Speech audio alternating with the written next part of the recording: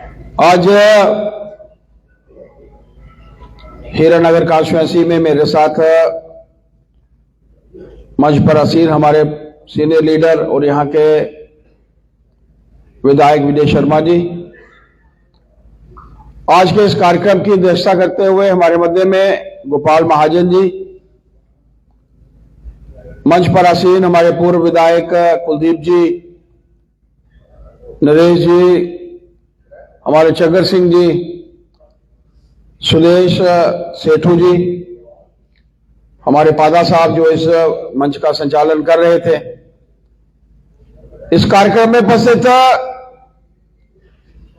Party के सभी प्रमुख कार्यकर्ता, मातृशक्ति दोस्तों, साथियों, बड़े विस्तृत रूप से आप लोगों के बीच में संगठन पर्व के अंतर्गत आगामी आने वाले समय में पार्टी के चुनावों को लेकर और उसके साथ साथ मेंबरशिप को लेकर चर्चा विजय जी ने भी रखी, कुलदीप जी ने भी, सेठू जी ने भी और हमारे जिलाध्यक्ष जी ने भी रखी। थोड़ी संख्या में गड़बड़ी उन्होंने की। कल रात का जो रात्रि 12 बजे के आंकड़े हमारे पास आते हैं, अभी मैं अपने मोबाइल में वही देख रहा था, तो विजय जी आपका आंकड़ा भी 8201 था जो रात्रि 12 बजे का। आज हो गया होगा 700-800। अगर आपने कर लिया है तो 9000 बोला है तो मैं नहीं कह सकता, पर मैं तो थोड़ी सी मेहनत करनी पड़ेगी। 36,000 वोट हम लोगों ने लिए और 36,000 वोट कुछ इंप्लाइज के डाल लीजिए,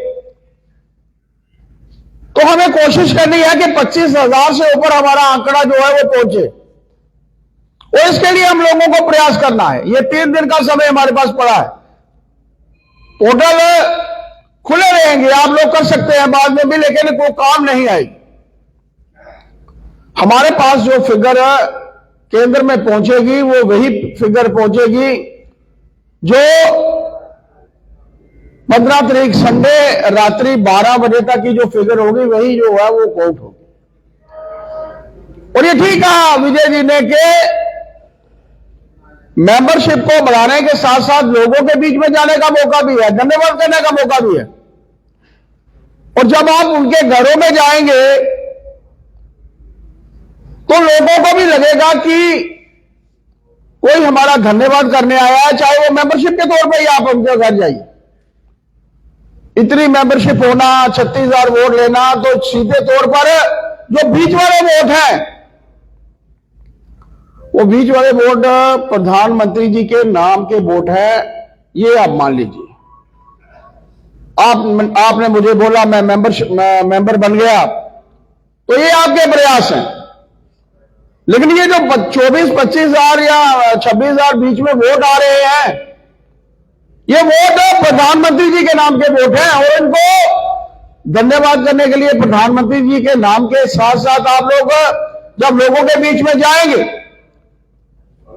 और आगामी चुनाव आप लोगों के सामने है, कारपोरेशन के, काउंसिल्स के, कमेटीज के, पंचायतों के चुनाव, क्योंकि उनकी वोटर्स रिवीजन भी जो है वो होनी शुरू हुई है।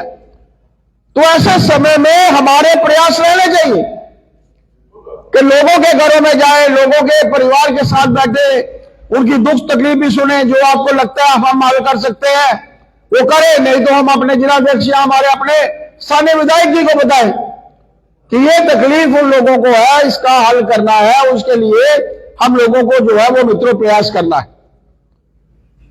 जब मेंबरशिप की शुरुआत हुई थी तो पूरे देश भर में 10 करोड़ का टारगेट रखा था, और कल तक की जो फिगर्स थी वो लगभग 12 करोड़ भारतीय जनता पार्टी के साथ आम जनता, आम नागरिक जो है वो जुड़ चुके हैं। इसके लिए मैं आप लोगों को मुबारकबाद देना चाहता हूं, और इसमें हमारा योगदान भी हो, अच्छा योगदान हो, इसके लिए भी हम लोगों को प्रयास करना है। पार्टी अलग अलग कॉन्स्टिट्यूएंसीज में प्रवास कर रहे हैं, पार्टी के सीनियर लीडर्स।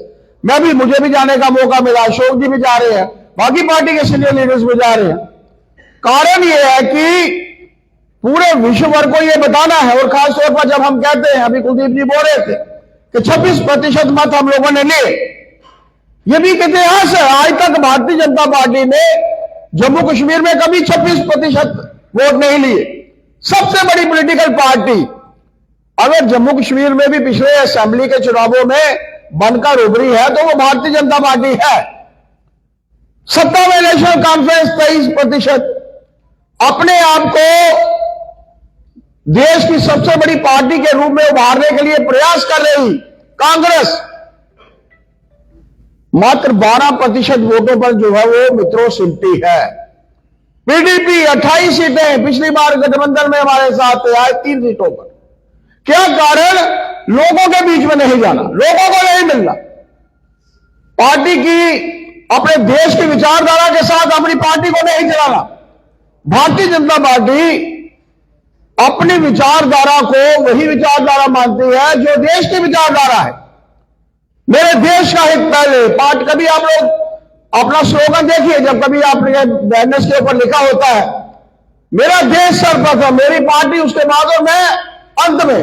इस सोच के साथ भारतीय जनता पार्टी का जो है वो कार्यकर्ता काम करता है और इसीलिए हम लोगों को काम करना है।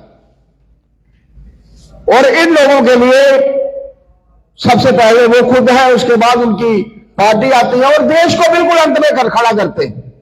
क्योंकि उनके लिए गांधी, जॉर्ज सोरस, और जॉर्ज सोरस वो आदमी है जिसे भारत से कुछ लेना देना नहीं है, लेकिन विश्व के स्तर पर भारत 5वीं बड़ी अर्थव्यवस्था बनता है तो ये अमेरिका के लिए भी खतरा है और उन लोगों के लिए भी जो चाहते हैं कि अमेरिका नंबर 1 पर जो है वो बना रहे। और जब प्रधानमंत्री जी ने कहा है कि 2047 तक भारत को विकसित देश बनाना है, नंबर 1 के ऊपर लाना है, तो इन लोगों को भी लगता है कि अगर इसी स्थिति से देश चलता रहा 2027 तक ये तीसरे नंबर पर आ गया तो पहले नंबर पर लाने के लिए कोई ज्यादा वक्त नहीं लगेगा, क्योंकि अमेरिका की हालत पतली है, चाइना की हालत पतली है। और आप खुद सोचिए कि ये देश यहां क्या करना चाहते हैं। जॉर्ज सोरस अपना बिजनेस करता है, हमारे सभी प्रमुख कार्यकर्ता यहां पर बैठे हैं, लेकिन आम जनता तक पहुंचने के लिए तो आपको प्रयास करना है। मुझे यहां पर आप लेकर जाएंगे, मैं जाऊंगा, आपके विधायक जाएंगे, पूर्व विधायक जाएंगे, सभी पार्टी के प्रमुख नेता जाएंगे, लेकिन मित्रों आज हम लोगों को इस विषय में जो है वो प्रयास करना पड़ेगा, क्योंकि देश की अच्छी परिस्थिति को बिगाड़ने के लिए आप संसद लगी हुई है। संसद में सुनिए क्या कहना चाहते, क्या करना चाहते हैं वो। अगर देश के प्रधानमंत्री चाहते हैं कि 1 नेशन 1 इलेक्शन, तो वो क्यों रोकना चाहते हैं? क्योंकि इलेक्शन वातावरण ये लोग बनाना चाहते हैं और वो भी विदेशियों के इशारे के ऊपर। कभी मोदी जी के साथ अडानी जी का नाम जुड़ जाता है, उस बिजनेसमैन है उसको क्या लेना देना, नीचा दिखाने के लिए। और वहां संसद में किस तरीके के हंगामे किए जाते हैं। पिछले दिनों में आप लोगों ने असेंबली में देखा कि आपके विधायक जी को भी उठाकर जो था वो बाहर फेंक दिया गया। क्या कारण था? कारण यह था कि यहां की पॉलिटिकल पार्टियां भी नहीं चाहती कि जम्मू कश्मीर में एक शांति का माहौल बने। हम लोग चुन के आए हैं, 26% मत लिए हैं 29 सीटों के साथ। हम लोग चाहते हैं यहां की डेवलपमेंट हो, लोगों के कार्य हो। पास करे, ये 370 इतिहास के पन्नों में दर्ज हो चुका है, 33 इतिहास का हिस्सा बन चुका है, लेकिन उसके बावजूद वो इसको वापस लाने के लिए इसलिए कोशिश कर रहे हैं कि कश्मीर की वो जनता जो जानती कुछ नहीं, समझती कुछ नहीं है, उनके ध्यान में आए कि देखिए नेशनल कॉन्फ्रेंस तो 370 लाना चाहती। इस 370 का फायदा किसको था? सिर्फ 100 परिवारों को।